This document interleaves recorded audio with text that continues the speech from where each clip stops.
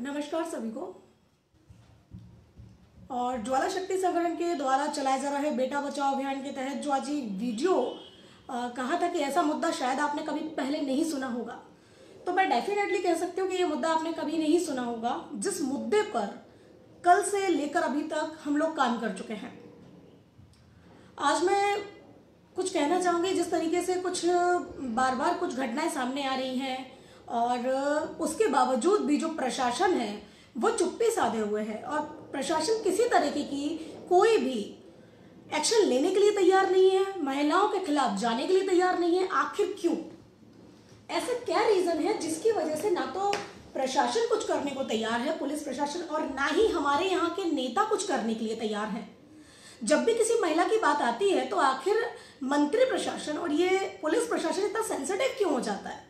एक 25 साल की युवती, उसमें ऐसा क्या नजर आता है? और एक 55 साल की युवती, 55 साल की एक वृद्धा जब अपनी समस्या लेकर थाने पहुंचती है तो उसके अंदर ऐसा क्या नजर नहीं आता?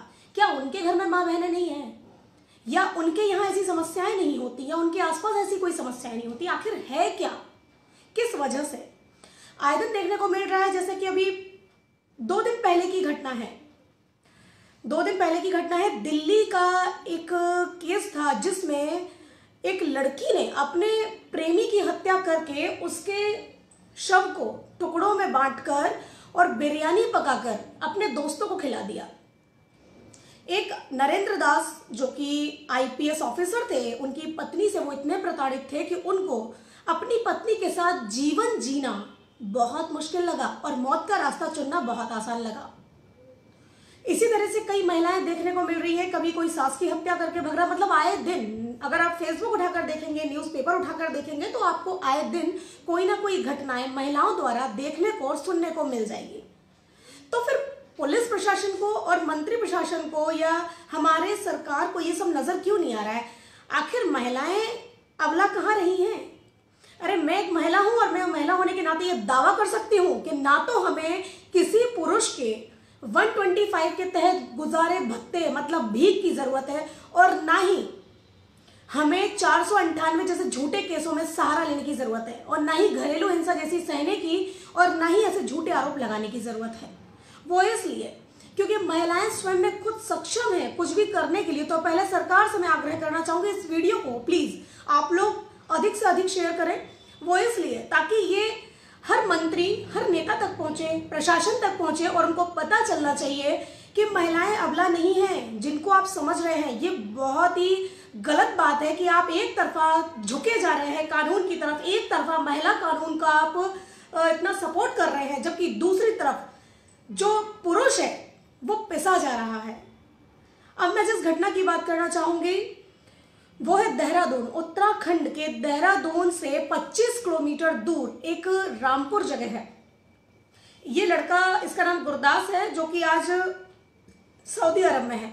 और 6 महीने पहले इस लड़के ने मुझसे कांटेक्ट किया था और बताया था कि इसके ऊपर किसी लड़की ने धारा 376 के तहत मुकदमा कायम करवाया है। और मैंने इसको इमीडिएटली बोला था कि आप एक्शन ले लीजिए। अगर आपने इस तरह की घटना को कारित नहीं किया है, अगर आप गलत नहीं है तो आप एक्शन लीजिए, अदरवाइज आपके ऊपर आने वाले समय में कोई भी परेशानी आ सकती है। लेकिन जो भी फाइनेंशियल कंडीशन रही होगी, जो भी, लेकिन अब भी वो वही फेस करेगा, अब भी उन्हीं प्रॉब्लम को फेस करेगा, अब भी फाइनेंशियली प्रॉब्लम को फेस करेगा। तो अगर मेरी बात मानकर वो उस समय एक्शन ले लेता तो शायद आज ये नौबत नहीं आती। कल की बात है, कल दोपहर में 2 बजे उसका मैसेज आया, जिसका उसने मुझे बताया कि उसकी बुजुर्ग माँ को एक 55 वर्षीय वृद्धा को और उसके छोटे भाई को, जो कि नाबालिग है, उन दोनों को पुलिस ने परसों रात 9 बजे से थाने में बिठा रखा था। सिर्फ उनका कसूर ये था कि एक लड़की है जिसने धारा 376 के तहत मुकदमा कायम करा था, जो कि कोर्ट में भी जा चुका है। उसके बावजूद भी पुलिस इसमें हस्तक्षेप कर रही है और जबरन इन लोगों को थाने में बंद किया हुआ था, जबकि लड़के को तो लॉकअप में बंद किया हुआ था। मैंने अपनी टीम से संपर्क किया और मेरी टीम द्वारा एक पत्रकार की सहायता और एक महिला अधिवक्ता की सहायता लेकर समय पर पहुंचा गया। और कल शाम को पहुंचने के बाद वहां पर जो नज़ारा देखा गया वो वास्तव में बहुत निंदनीय है। आप सोच भी नहीं सकते कि एक पुलिस किस तरीके से महिला पक्ष का जो कानून है उनका किस तरह सपोर्ट कर रही है। नजारा ये था कि जब महिला अधिवक्ता और पत्रकार जब अंदर पहुंचे और हमारी टीम के लोग अंदर पहुंचे तो उन लोगों ने जब बात की कि आप एक महिला को बिना किसी अपराध के कैसे बिठा सकते हो, एक नाबालिग बच्चे को आप बिना किसी अपराध के लॉकअप में कैसे बंद कर सकते हो, तो वहां के आईओ का कहना था, एसआई का, कि ये मेरी रिस्पॉन्सिबिलिटी है, मैं जज को क्या जवाब दूंगा, मैं कोर्ट में क्या जवाब दूंगा, मैं अपने आला अधिकारियों को क्या जवाब दूंगा, लेकिन मैं इन लोगों को नहीं छोड़ूंगा। तुरंत ही आनंद फानंद में सभी जगह फैक्स किए गए, जितने भी मंत्री प्रशासन होते हैं सब जगह फैक्स करने के बाद डीआईजी से बात की गई, वहां के एसएसपी से बात की गई। फाइनली उन लोगों को करीब 9:45 बजे रात को थाने से बाहर निकाला गया, इस शर्त पर कि लड़के को 8 दिन के अंदर अंदर पेश किया जाए। उस लड़के का अगर अपराध आप जानेंगे तो दंग रह जाएंगे कि उस लड़के का अपराध क्या है। एक लड़की थी जो कि उसी की कंपनी के पास वाली कंपनी में जॉब कर, जब लड़का देहरादून में रहा करता था, आज से 2 साल पहले लड़की उसी की कंपनी की पास वाली कंपनी में जॉब करती थी और उससे एक बार जान पहचान हुई, लिफ्ट मांगने लगी, 2-4 बार लिफ्ट दी, नंबर एक्सचेंज हुए। नंबर एक्सचेंज के बाद में लड़की ने करीब, लड़का जब सऊदी अरब चला गया था 2 साल पहले और लौट कर आया छुट्टी के लिए, तो लड़की ने उससे 2 लाख रुपए की मांग की कि मैं एक दोस्त होने के नाते उसको 2 लाख रुपए की हेल्प की जरूरत है, वो पार्लर खोलना चाहती है। लड़के ने बोला कि मैं तुझे पैसे क्यों दूं और किस बात के लिए दूं। तो लड़की ने कहा कि ठीक है पैसे मत दे, लेकिन हम लोग बात तो कर सकते हैं, हम लोग आपस में कैसे भी, हाँ मेरी तबीयत बिल्कुल ठीक है लेकिन अभी फिलहाल कुछ दिनों से प्रॉब्लम है थोड़ी सी। तो जब पता चला कि इस तरीके से लड़के ने उसको मना किया तो लड़की ने उससे बोला बात तो कर सकते हैं ना हम। बात करने का नतीजा ये निकला कि लड़की ने, जैसे ही उसकी छुट्टी खत्म हो रही थी, वो 1 महीने की छुट्टी आया हुआ था, 10 दिन जब बचे थे, तो पुलिस प्रशासन की सहायता से उस लड़की ने उस लड़के पर शादी का झांसा देने का आरोप लगाकर रेप करने का आरोप लगाया और मुकदमा कायम करवा दिया। लड़के ने जब उससे रिक्वेस्ट की तो उसने कहा कि मैं मुकदमा वापस लूंगी, उसको शादी के लिए लिखकर देना पड़ेगा। लड़के ने बोला कि, लड़के ने सोचा शायद हो सकता है कि वापस ले ले और 10 दिन मेरे पास बचे, मेरी लाइफ बर्बाद हो जाएगी, मेरी माँ ने मुझे बहुत मुसीबत से पाला है, मुझे कैसे भी करके अपनी माँ को सपोर्ट करना है, अपनी बहनों की शादी करनी है, 2-2 बहनें उसके यहाँ कुंवारी बैठी हुई है घर में। लेकिन जब लड़की ने मामला वापस नहीं लिया और लड़का यहाँ से वापस चला गया, जब लड़की को पता चला कि इसकी फाइनेंशियल कंडीशन बहुत अच्छी हो चुकी है और इस तरीके से, और इस मामले की जब तह तक पहुंचाया गया, जानकारी निकाली गई, तो आप लोग दंग रह जाएंगे। मैं इस वीडियो के बाद कमेंट्स बॉक्स में जो हमारे पास एविडेंस है वो मैं जरूर डालूंगी। आप सोच भी नहीं सकते कि वो लड़की कौन है और क्या करना चाहती है।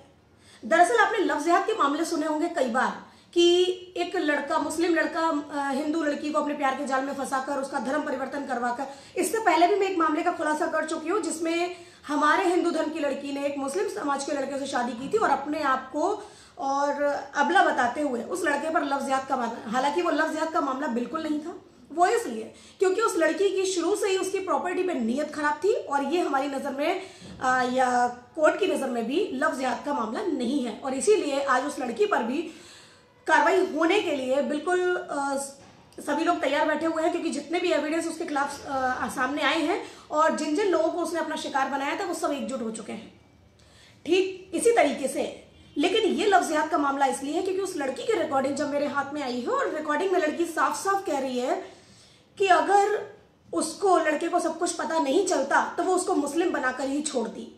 दूसरी बात, वो उस लड़के पर तंत्र मंत्र की विद्या से कब्जा करना चाहती थी, उसको अपनी तरफ खींचना चाहती थी और उस लड़की ने खुद एडमिट किया कि वो कब्रिस्तान जाया करती थी और वहां पर कुछ तांत्रिक विद्या करती थी।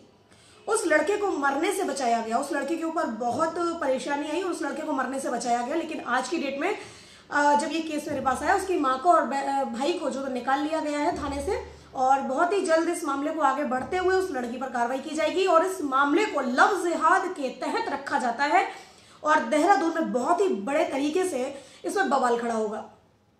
और बहुत ही जल्दी आप लोगों को एक खुशखबरी सुनने को मिलेगी कि हाँ, इस लड़की पर मुकदमा कायम हुआ है और उस परिवार को साफ बचा लिया गया है। दूसरा, मैं फिर वही बात कहना चाहूंगी कि शर्म आनी चाहिए अब तो प्रशासन को कि जब लड़कियां, महिलाएं, चाहे वो शिक्षा का क्षेत्र हो, चाहे वो काम का क्षेत्र हो, कार्य क्षेत्र हो, चाहे कैरियर का क्षेत्र हो, या फिर हम बात करें क्राइम की, तो वहां पर भी लड़कियां पीछे नहीं हैं, बहुत आगे बढ़ चुकी हैं। तो किस नजर से आज सरकार उन लड़कियों को या अन्य लड़कियों को अबला का दर्जा दे रहा है? ये अबला कहना हमारी तौहीन होगी अगर सरकार ऐसे अबला कहकर और इस तरीके से महिला कानून को और भी सख्त बना रही है, तो ये बिल्कुल हमारी तौहीन है। और बहुत जल्दी सरकार को इस बात माननी पड़ेगी कि ये महिलाओं की तौहीन उनको कितनी भारी पड़ेगी, क्योंकि मेरे साथ ऐसी कई महिलाएं हैं जो इस अबला शब्द को तौहीन मानती है, क्योंकि हम लोग अपने आप में सक्षम हैं कि हम लोग किसी भी हद तक आगे जाने में हमें जरूरत नहीं है किसी पुरुष की खैरात पर जिंदगी बिताने की। हम खुद सक्षम हैं अपनी जिंदगी से, अपनी मेहनत से अपना और अपने बच्चों का पेट पालने के लिए, अपने परिवार का पेट पालने के लिए, अपनी जिंदगी काटने के लिए, अपनी जिंदगी जीने के लिए हम सक्षम। इसलिए सरकार को बहुत ही जल्दी सोचना होगा, विचार करना होगा कि महिलाएं अब अबला नहीं है, और जो महिलाएं अपने आप को अबला कहती है वो अबला नहीं है, दरअसल वो अबला बोल बोलकर पुरुषों का तबला बजा रही हैं। और ये बात जितनी जल्दी सरकार समझ लेगी उतनी जल्दी फायदा है, वरना बहुत जल्दी कुछ ना कुछ गलत होने वाला है। क्योंकि जिस तरीके से महिलाएं कानून का दुरुपयोग करती जा रही है, क्राइम के क्षेत्र में बहुत आगे बढ़ती जा रही है, एक दिन ऐसा होगा कि पुरुष का तो नाम खत्म हो चुका होगा और महिलाएं हर क्षेत्र में आपको आगे मिलेंगी। और इस तरह की महिलाएं पुलिस प्रशासन के साथ साथ कई लोगों को शिकार बना चुकी होंगी, तब शायद प्रशासन की आंखें खुलेंगी। धन्यवाद।